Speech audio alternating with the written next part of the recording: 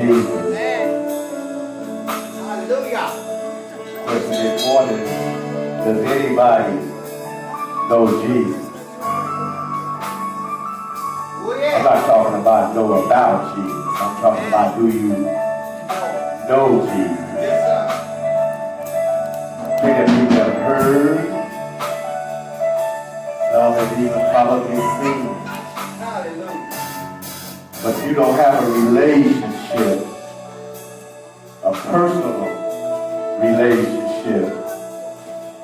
I'm not talking about your mother's relationship with Jesus. I'm not talking about your father's relationship with Jesus, nor am I talking about your grandma or even your friend. The question this morning is, do you have a personal relationship with Christ? The songs that they sang this morning that I can only imagine what it will be like. I was thinking, if you don't have a personal relationship with Christ, then you can't even really relate to that song, I can only imagine. Because you got to have some experiential knowledge. You have to have some experiences in your walk in this life to help you able to relate to this man they call Jesus. And if you don't have that personal relationship, that means you don't understand that although He is the type of God that helps out the just and the unjust. And so some folks are walking around. This is the part that might be kind of ironic or even sad, is that some folks are walking around not even understanding the things that are really going on in their life. The situations that they've been brought out of, that they just thought it was just, I was a lucky guy today. When they don't know that it's just by the grace and the mercy of God that they got through. And so they may be having some experiences that they don't understand, is what I'm trying to say. They may be having some experiences that they don't really understand where the power is coming from, that's bringing them through these circumstances in life, bringing them through these situations in life. And so they're not reaping the full acknowledgement and the understanding and the joy or the peace or the love that's all wrapped up in this thing that they're receiving. And so they're going through life and God is still watching over them, because you understand that each and every one of us, God has a purpose for us in life. We're not just here to wake up in the morning and wash our face and get something to eat and go through the carries of the day, breathing God's air. We got a purpose in this life that people don't understand yet what their purpose really is. And until you begin to understand your purpose, you're going to have this relationship with God, that you can begin to see how He's operating, that you can begin to see how the blood could be covering you, that bringing you out of circumstances that when you look back on, you realize you could have been terribly hurt or you could have even died, but it was by the grace of God. By the grace of God, it was by God's mercy that sustained you. Oh, the struggles that you have, and you understand the struggles that you might be going through in life, that it's by God's grace and mercy that you can still get up each morning just to have another day of life and try to do this thing all over again, because life is this thing that just keeps on going. Things keep on coming up, trouble keeps on rising, and circumstances keep on falling in on your life. And sometimes you feel like you just can't take no more. Maybe even like you're ready to go up, give up. But if you have this relationship, and so it takes me back to the question, does anybody know Jesus? Because if you know Jesus, then you know this for sure. That you know what? I got trouble in my way. Got some situations I got to deal with. I got myself that sometimes just burdens me down, the things that I allow myself to get into. But if you know Jesus, then you can begin to understand. If I could only imagine, because I can imagine that the one thing that helps me keep on going through the toils of this life and the situations and the circumstances, no matter how they come, through things, through obstacles, through people. And each time I come to that situation, I can say, I just need to begin to imagine. I don't want to focus so deep in the depth of these problems because it begins to discourage me, and I think too hard on these problems. It begins to stress me out. When I think too hard on these problems, I become disillusioned. But if I can just stop in the midst of this turmoil that goes on in this world and say, I just think I'll begin to imagine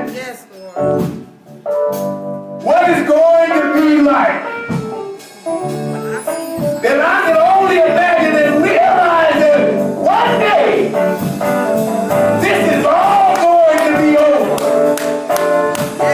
Then I can start to say, trouble, don't last always. I can start to understand that these circumstances are just temporary.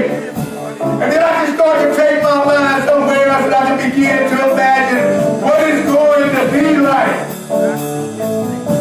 When I don't have to get up in the morning and toil through the stress and the things of life, I can imagine that one day I don't have to worry about illness no more and sickness and pain. I only imagine the peace and the tranquility.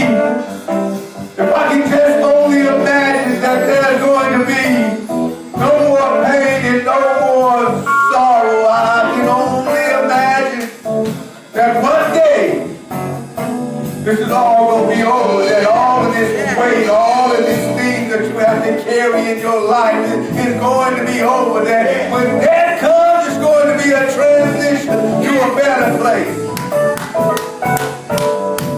That I can start to step up out of my trouble. I can start to refocus my thoughts. That I can start to begin to see this relationship that I have with Christ. And that I can begin to look at the experiential knowledge that I have. That when God will pick me up in the depth of my darkness and begin to carry me down through my life, that I understand that when God, life has got better, when Christ things have got better, then I don't have all the trouble that I used to have in the ways that I used to have them, but no, now I've got somebody that I know has the power to change things.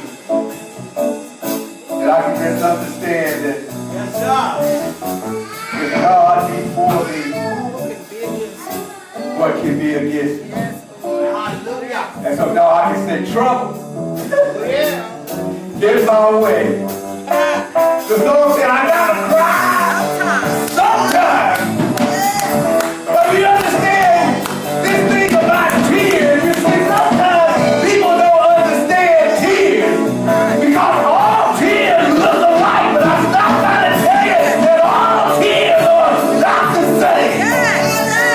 I used to cry tears of pain, but now I have tears of joy. I used to cry tears of anxiety, but now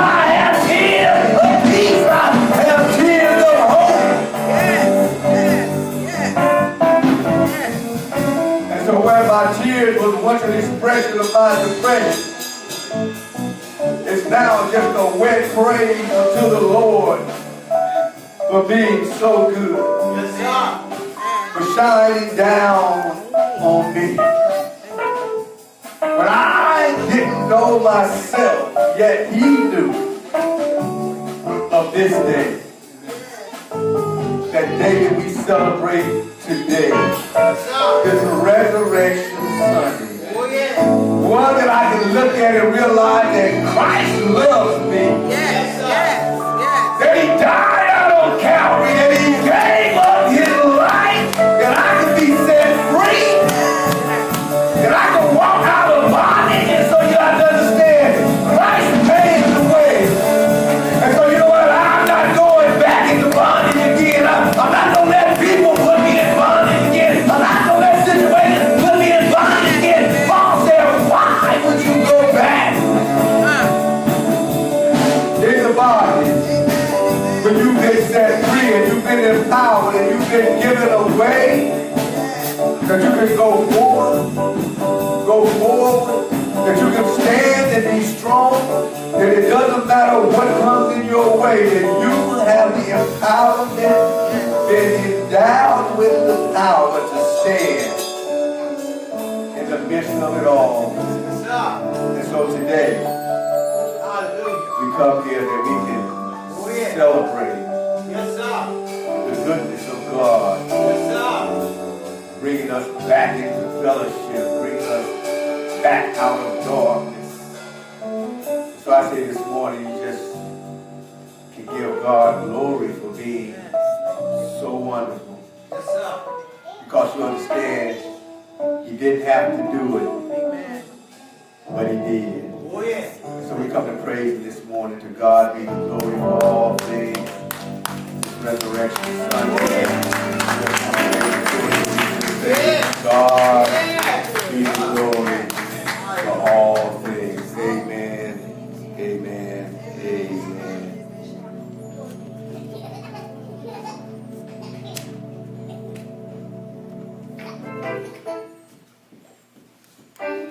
Yeah.